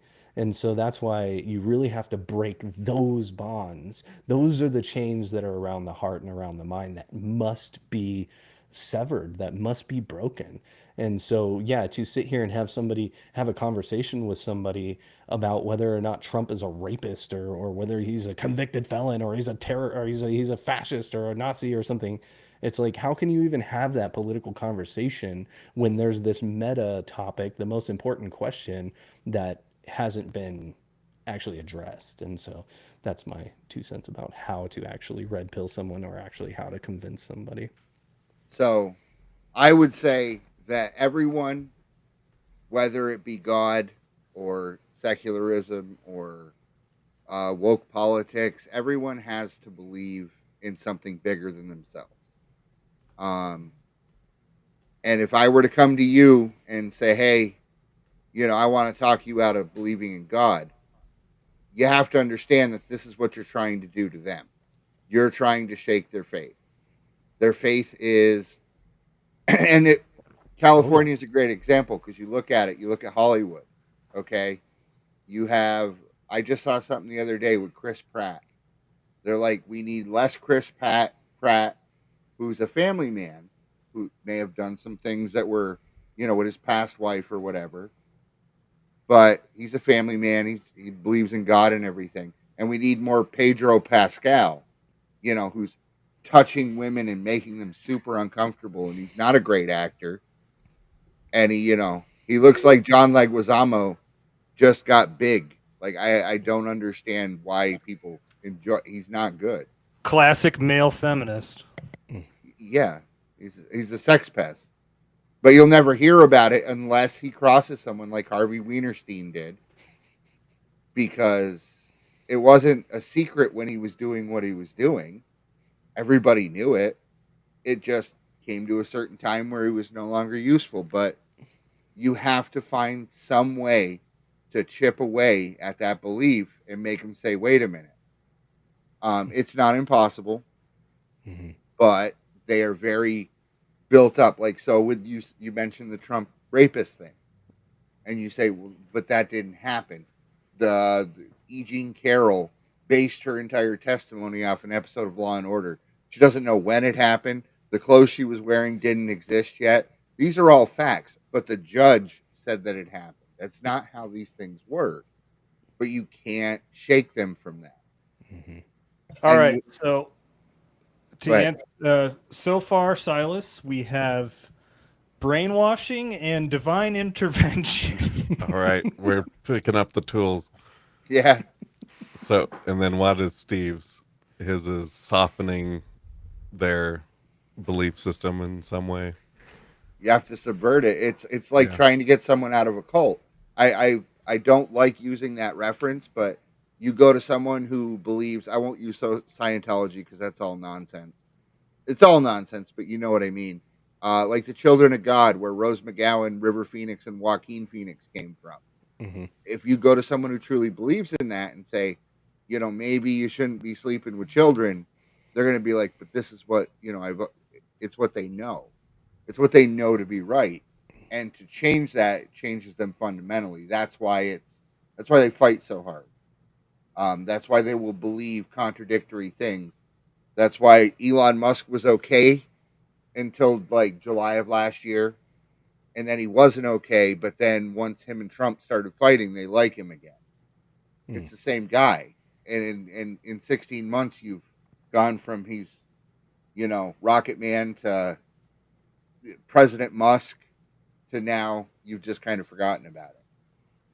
Well, it's their Orwellian sense of time. It's just an eternal present. The past and the future don't really matter. It's just whatever their programming is. You know, my body, my choice. Well, I don't remember. I always remember it as abortion rights. So Yeah, they had I'm not a hypocrite. What do you mean? Nothing they, changed. they had to abandon my body, my choice because it turned out it wasn't your choice when they came to you with a needle. And you said, no, no, no, I don't want that. They said, well, as it turns out, it's not your choice. Yeah, it's convenient. I mean, like I Selective. said, this is a sophisticated system because what's so interesting about this is so many of these people that are NPCs who are friends and family that we tolerate. We have tolerance here. They a lot of them are very intelligent people. Yep. And that's probably the most frustrating part about it. It's like this is not just you're being duped, it's willful ignorance combined with the psychological convenience of somebody's defending my identity, my existence, because scientism and the secular lifestyle, because God doesn't exist in that world, it becomes politics, science, and that's in culture. And So so those things combine together, and you have people who are. It's very it's a mind fuck to try to unravel because it's it doesn't make sense to somebody who's trying to piece things together. But if you live a compartmentalized life, that's just what it is. well, a lot of these people take their opinions verbatim from their favorite news source, be it a Rachel Maddow, Lawrence O'Donnell, uh, Chris Hayes, whoever. John Oliver, deport John Oliver. Yeah, yeah. What's his name? Brian Stelter. They take their talking points from them, and it's nice because you don't have to think, so you can worry about all the different things going on in your life, your OnlyFans page, your key parties or whatever it is, your polygamy, what your sapiosexualness, whatever you think is important to you, but you're not getting fulfilled. A lot of these people, these smart people, are very, very miserable because they're not fulfilled. Because at the end of the day, all of this nonsense does not fulfill you, and they don't know why. So you have to double down, right? Not rethink your positions. You got to double down. I'm not being Yeah. fulfilled, so I just got to double down on this. I have to do it harder. Mhm. And that is why white liberal women are the absolute worst. They are. I'm not even joking. They are the prime mover in everything. Look at the word Latinx. Go ahead and Well, say that. I would qualify that and just say liberal women because they all tend to fall into that mindset. It breaks it breaks. It doesn't matter your race. Can I just? It's just women. Oh, Are we talking about repealing an amendment here? You know it. but I mean, all joking aside, I put it like that because yes, you have Jasmine Crockett, but for every one of them, you can think of 10. Like I said, and it's just they're the people getting offended for people who aren't offended. The people that cause us to lose the Cleveland Indians or the Washington Redskins, and you lose all the history and heritage. But you know what? You know what they couldn't take from us? What's that? Cracker Barrel. Oh, they tried. Oh, we got it back. All right. The pendulum is swinging. All right. We are taking back the ground. Okay. What was once lost is now found. Okay. We are back. We are winning. well, I want to address this point because what you're saying about liberal women, and I hear that for sure, but some responsibility does fall on the liberal man who. Yeah. It's not his role to control his wife, but if you don't push back, and there are probably plenty of situations where it's like, I just don't want the fight. I know this transing the kids is terrible, but I don't want to be that guy, so I'll just play along or whatever it is. There's a lot of that, but the white pill to this is something I heard recently. So we all know that Gen Z men are trending more conservative than any other generation. And there's been that gender gap where Gen Z women are very liberal and Gen Z men are very to the right. Yeah. And this trend is actually, I don't know the poll, but there's been some movement on Gen Z women to become more conservative. Not, and it's still probably overwhelmingly liberal, but the trend is there, which means that if men are being conservative and having those values, and they're leading, they're being the leader in their family, then it's women will be influenced by that culturally. It's natural.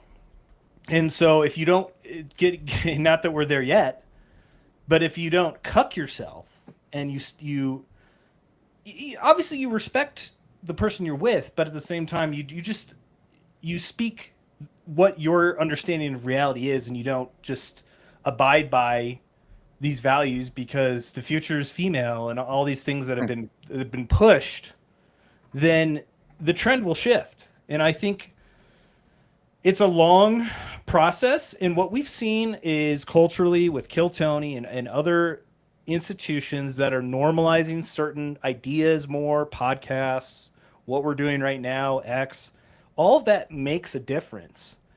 And I would like to practice this more in terms of like being more out with my beliefs, but it's like you live around such compartmentalized people who don't want to have this conversation. It's kind of awkward to just throw on the hat, and just walk into a party. But in any situation where you're allowed to have conversation about whatever issue we're talking about, as much as you can slightly interject and say things in a calm way that's rational and that they have to address, I think, and just normalizing like, yeah, it's okay to have these opinions. Like, I'm not going to feel like I'm a horrible person that I have to stay quiet about this stuff. The more we normalize, the more this will get addressed in time. But it's a long process, and I hope to God we don't get to Scotland before it turns around. I don't think we will. What's the big difference between Scotland and here Guns. and the First Amendment? Guns and weed and fentanyl and an open border and horses and And we have a lot more Irish people here, but Well, this kind of shifts into another topic with the First Amendment, the flag burning. First Amendment, right? First of all, I want to say that I think this is a master bait, a bait move by the master baiter himself, Trump, to make it. That just what? it flowed. Okay, sorry. But he's baiting the left into burning the American flag, guys. And I also want to point out the fact before we get into the First Amendment question. If you're burning a flag, and I think the executive order specifically talks about starting a riot, right? So this is basically burning the flag in a street, in a public place. That applies to anything.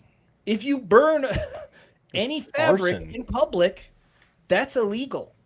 So it's kind of, in my eyes, we can talk about should America. If you burn a flag in your backyard, you're not going to jail. That's not. But I do think that this is a way for Trump to lure the left into giving some great photo ops for the midterms. He's just like, come on, I got some ads prepared. Come on, give it to me. Here's the left. That's totally what it is. He's so good at politics. I just want to put that in there. But I want to get your guys' opinion, Silas and Steve. What do you guys think about this issue? Yeah, it's strange that it would be considered a First Amendment right, because you're not talking, you're doing an action, you're burning something. And yeah, I would hope that it wouldn't be illegal for people to burn privately, because I think that's fine if it's not in a public space and it's not threatening anyone. If you're making a private statement, private speech, whatever, then I could see that as part of the idea of free speech. But again, it's an action, not a speech, really. Mm. So, as far as I go, I see it as I am very against it. As someone who was in the military, not really too keen on people burning flags, but it is expression.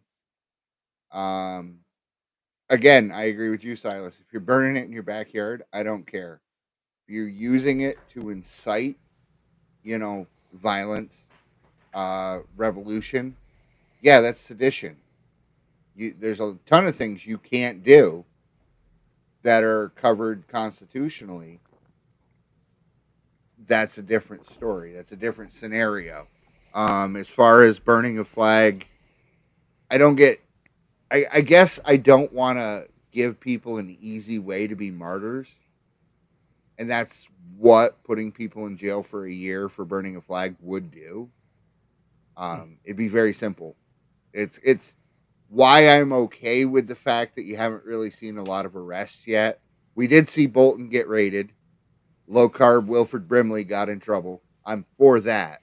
But look at what happened with the mugshot and Trump. Yeah. And if they arrest Adam Schiff, his face will be everywhere. Hmm. I've seen him like 5 times in the last week, and that was 6 too many. Well, I don't know. Just to push back, I don't think that martyr narrative is going to work as well when these arguments hit X podcasts, political ads. When it comes to breaking down the truth, they don't have the monopoly on the narrative anymore. So, well, they don't. So you can just bring up the fact that if you burned anything else in public other than a flag, which maybe Trump should have put that in there as well. Like, and this includes any item because it's already illegal. This is kind of redundant. I'm saying specifically to incite a riot in public. You can't walk down a street and burn a blank flag. You would get arrested or cited at the very least. Well, So it's just the whole argument is just insane in a way because it overlooks the fact that this is already an illegal act, a flag or not. What I'm saying is you take the power away from it. So, like, when people were getting arrested for burning pride flags, do you remember that? Yeah, well, that's a whole other. That was a thing that happened. Valid. That's anarcho-tyranny. There we go. So, so that was a crime, but burning the flag of America wasn't. There's a disconnect there. That is the flag of the left wing Of the side nation. of America. Yeah. We've been colonized. Well, my main argument, real quick, about the flag burning is there's a self-referential incoherence. So when you are burning the thing that represents the symbol that represents the thing that gives you that right in the first place, that's a self-referential incoherence. And so I think that, and I would appeal to Kantian ethics on this. So Immanuel Kant tried to create an ethical system using reason, and instead of divine command theory or social contract or utilitarianism, his ethical system is the categorical imperative. And essentially what it says is whatever you choose to do, universalize that decision and look for a contradiction. So for example, abortion. If you were to universalize your decision to get an abortion, if you universalize that decision and then everyone got an abortion, you would have an inherent contradiction of there would be no life in the world. And so that's his way of coming up with a system of right and wrong. I'm not necessarily an ardent categorical imperative proponent, but it does make sense in this way. So if you, it's a way of looking at the act itself and then looking for a contradiction inside of that act. And so I think that yes, there needs to be exceptions to the rule. Exceptions prove the rule. And in my opinion, this is one of those exceptions. when it comes to burning the flag. Yeah, we need freedom of expression. We need, or not even freedom of expression. We need freedom of the press. We need freedom of speech. We need the ability to criticize the government and stuff like that. But burning the flag itself, I think, is a self-referentially incoherent moral act, and I'm against it. And so I'm for Trump's executive order. Well, again, for the record, I'm against it as well. But it to me, it's funny. I wanted to make this comparison because I want to see what your guys' take on it. But the most frequent thing I see when I'm around a college is people wearing Che Guevara shirts, even though he was an avowed racist. He hated Mexicans. Did you know that? I didn't know that, but it makes sense. Because they had bred with the Spanish, so they weren't pure blood. He hated black people. He hated gays. And the best part of that story is he was shot in the back of the head and thrown into a hole, and nobody knows where he is. I think they got his hands back. But his memory lives on. Yeah, in the minds of people who have no idea anything about him, which is... But it's a cool shirt, man. I like Rage Against the Machine. Yeah. Rage for the Machine. Harvard-educated Tom Morello telling you about how you should live your life. Yeah, the NPR Redditor Rebel is like the worst NPC I can imagine. Just the total, I'm so rebellious, man. I'm not controlled at all. Yeah, that's where a lot of those atheists come from too. Yeah, those Redditeer atheists. That is, let's be honest, that is atheism. Yeah. In a nutshell. Yeah. Is being a fake rebel. Yeah. LARPing the rebellion. I don't believe, and I'm so obnoxious with my lack of belief that I have to spend all of my time telling you that I don't believe. It is ridiculous. Yeah. Such is life. Yeah.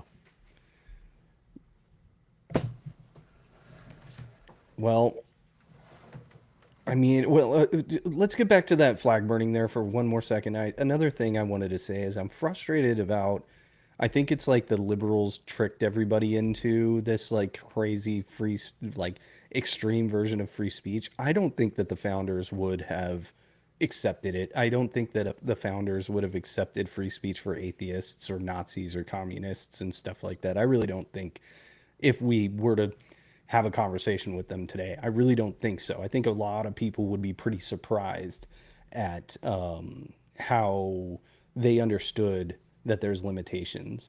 But another aspect, though, is that the Supreme Court ruled in a 5-4 decision with Scalia that it was a freedom of expression and that burning the flag was actually protected.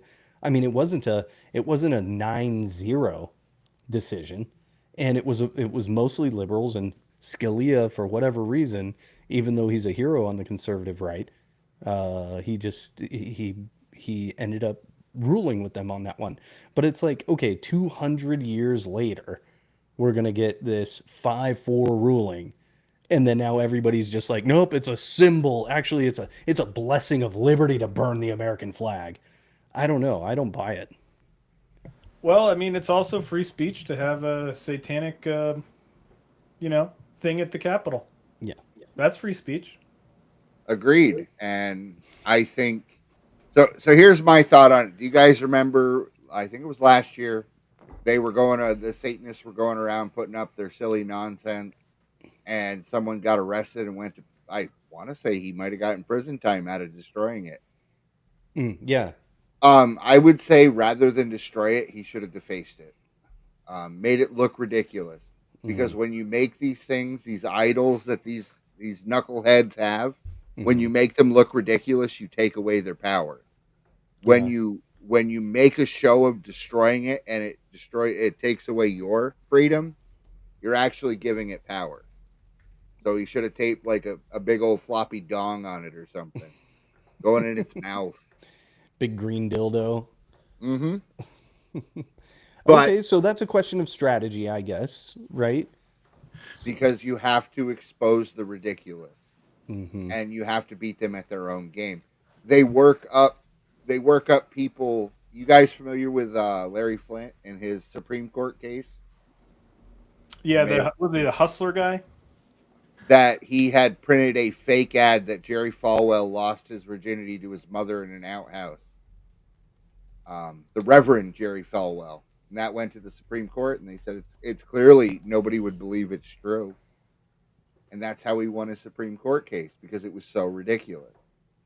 And but they actually became friends. It's neither here nor there. Um, if you allow reverence for these things, that's how they get power. You have to call it out. You have to mock it. That's what they do. That's what atheists and leftists and agnostics and all these knuckleheads. That's how they do it. They in films and TV. Oh, look at all these priests. Look what they're doing.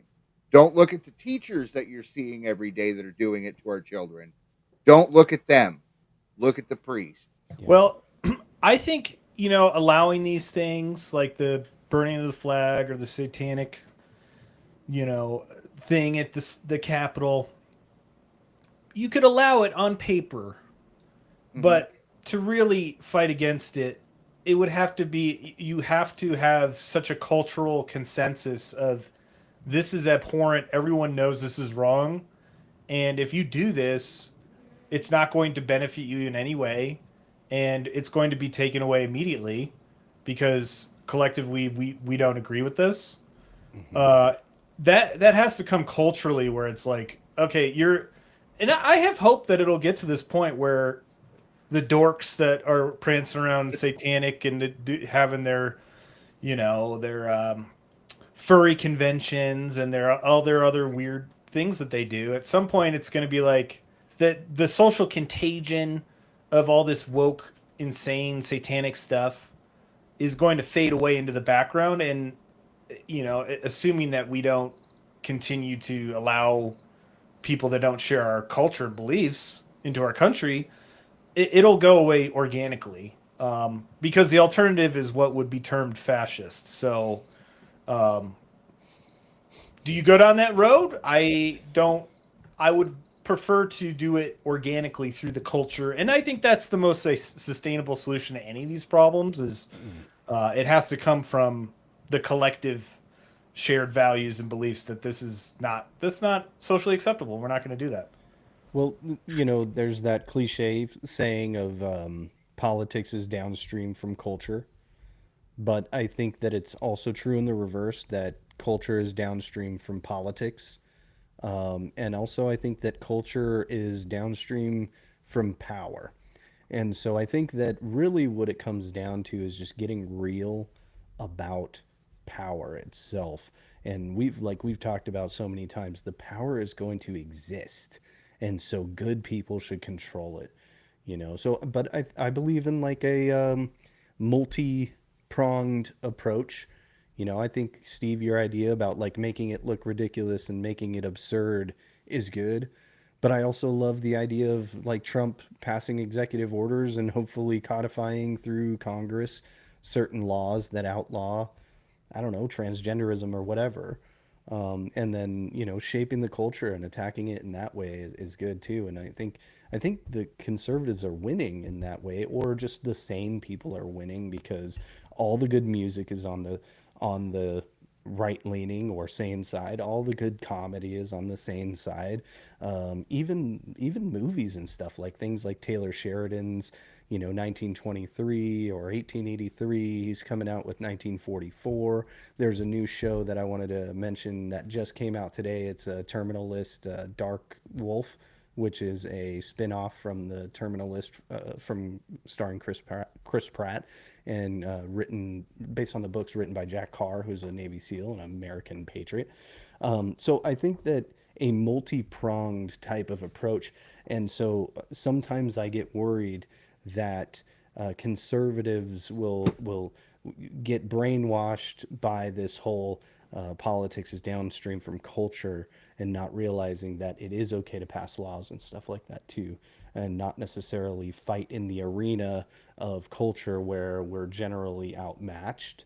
So I just want to encourage everybody to do all of that, and find what your strength is. Like, for example, Silas's strength is making music, and just continue making music because that's his best way of actually, fighting the battle or whatever. And so having some sort of multifaceted, multi-pronged attack approach is really important.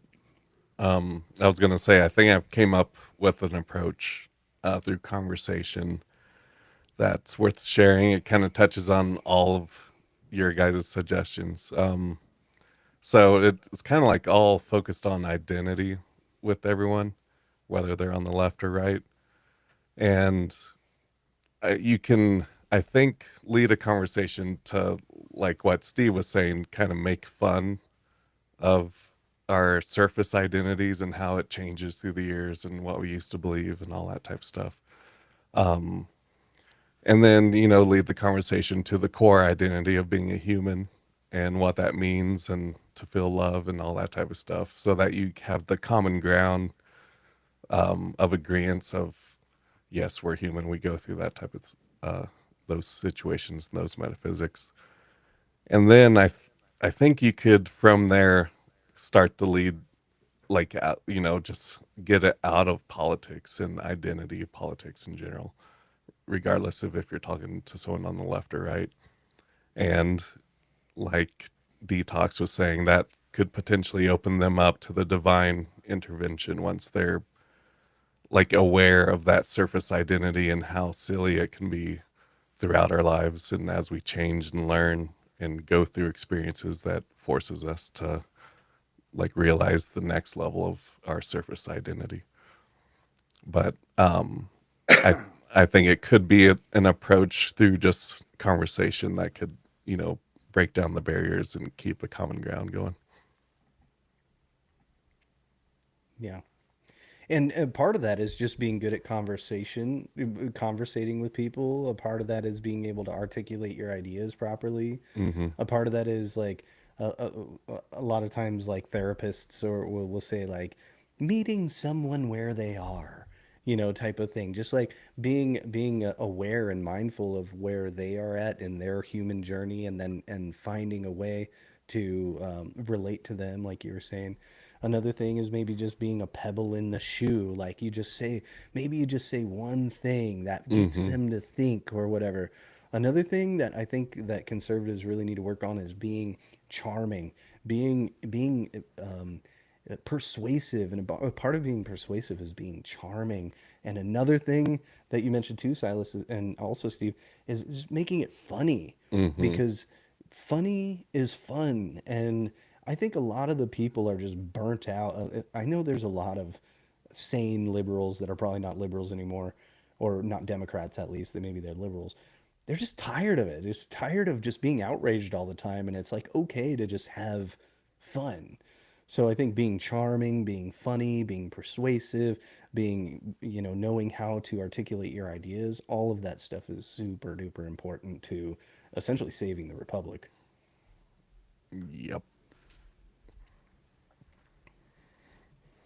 On that note, We are saving the Republic with Cock of the Week. doo, doo, doo, doo. Yep. We got to work on the It's- jingle. Huh? It's I gotta get that AI thing rolling at some point. It's just the easiest way. it's the cock of the week. All right, who wants to go first? We might have. I feel like we could have a double. I have a backup, but I don't think anybody's got mine. I think Okay. mine's going to be original. I'll Oh, go I first. know or- nobody else has mine. All right, well that's good to hear. Mine's a video of myself, so no one has mine. Oh, snap. What? I had the that same too, thing. Silas. Shit. Who wants to go first? I'll jump on the sword. I just need a second to set this up. This Yeah, is this is a celebrity. The guy who's wearing the I Stand with Canada, Palestine, all that shirt is Stuttering John Melendez from the Howard Stern show. The guy Okay, next to him, Yeah. is Richard Ojeda. Has run several failed political campaigns, and the other guy is Brian Karam, if you're familiar with him. And if you are, I'm sorry, because So he's a dink. I see your screen share down here. Should I toggle it on? And I think Yeah, go this is ahead. it. I just wanted to let everybody know. Is this it? Yes. Okay, go ahead and Go full screen on that. Yeah, I gotta play it. My bad. Come on.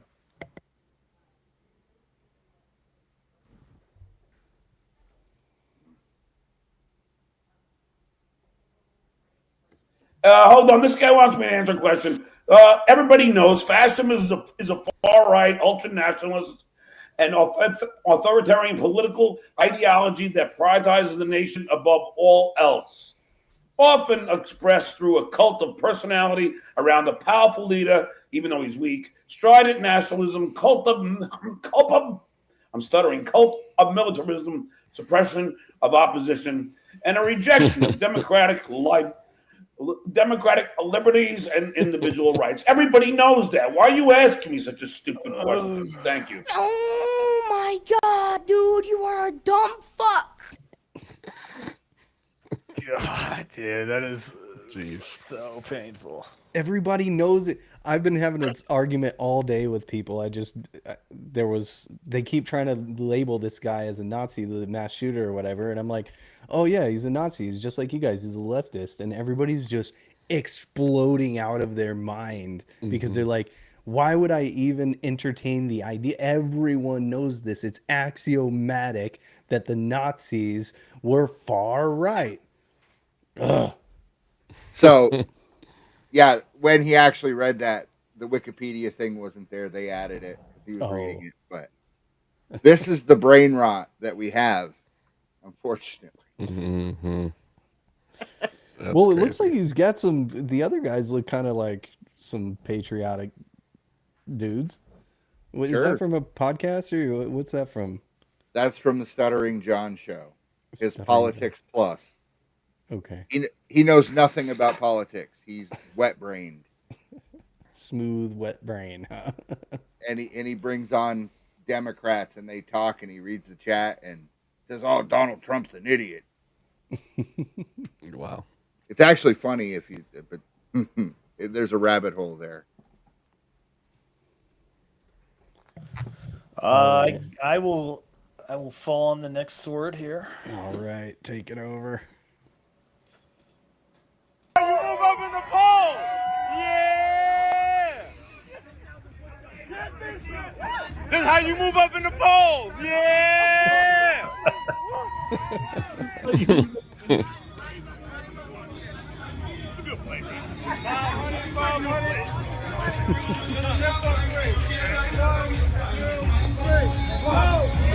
Yeah! Let's go, let's go, let's go, let's go, let's go! Yeah! Let me get one more. Let me get three. Let me get three. Let me get three. Yeah! You couldn't even do three. Yeah, you move up in the polls. Yeah. That's how you move up in the polls. Yeah, that's gonna help. Oh, jeez. Well, Mayor of New York, Cucky. I don't know, man. He seems pretty alpha male to me. So, controversial hot take. I kind of hope he wins and immediately oversteps his mayoral powers and gets arrested because everything he's talking about is illegal. Taking money from white people because of their race is extremely illegal, and he's campaigning. Well, we should just use the Civil Rights Act in reverse. Yes. Yes. Or just in general. As long as it exists, we should do that. Okay. All right. I'm going. Oh boy. My name is Katie Von Sparkle, aka Christopher. My pronouns are he, she, and they. Please join me responsibly in a call to worship. Source of life, in the beginning, made us and called us beloved. When we forget how to love, you remind us to do it. When the powers of the world try to oppress us, your name is guy's When our beard. siblings in faith condemn us, claim us beloved. We are your beloved. So today, sing your praises, source of love. What Bible verse is that? Wow. You know what? Mine had a little bit of a meta cuck of the week aspect to it. The cucks are actually just the people, the leadership at the church. What? And the people not walking out of this sermon right now. Yeah. This has to be like Episcopalian or something.